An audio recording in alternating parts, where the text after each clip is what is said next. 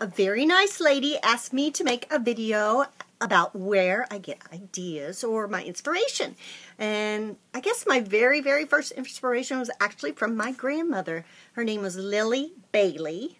And every night she would write in her diary things that had happened to her that day or her thoughts. And I thought, how cool is that? Like 100 years from now, somebody could read what she was doing on a certain day, and it would be kind of like she was still alive. So that kind of made an impression on me about the importance of writing, because we can read something that somebody wrote like 2,000 years ago, and their thoughts are still alive. So I thought that was pretty amazing. So I've gotten ideas from lots of different places. For instance, my new book, Fairy Chase, actually came from a fairy garden that I made in my yard, and thought it would be fun to put some different things together, like the Skeleton Coast and legends and a little bit of mystery, into a book called Fairy Chase, which is Mermaid Tales number 18. The book Mummies Don't Coach Softball, the idea came from a museum I went to when I lived outside of Chicago called the Field Museum. And they have at the time they had this really creepy mummy exhibit, and the idea for Mummies Don't Coach Softball came from there, because my son was playing softball at the time. So you can sometimes put a couple of things together to make ideas.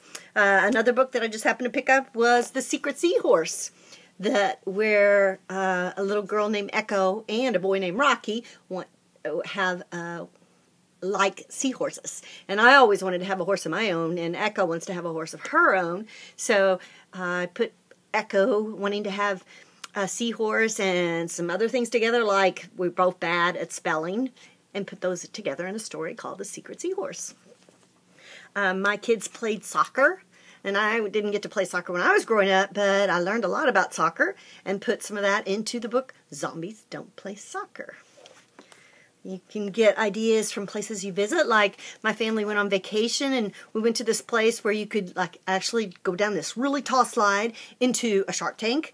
And the book Danger in the Deep Blue Sea came from that.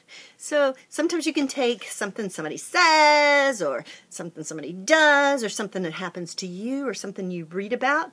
Like the book Bigfoot Doesn't Square Dance. I read about Bigfoot in the newspaper article and thought, wow, wouldn't that be kind of fun to write about?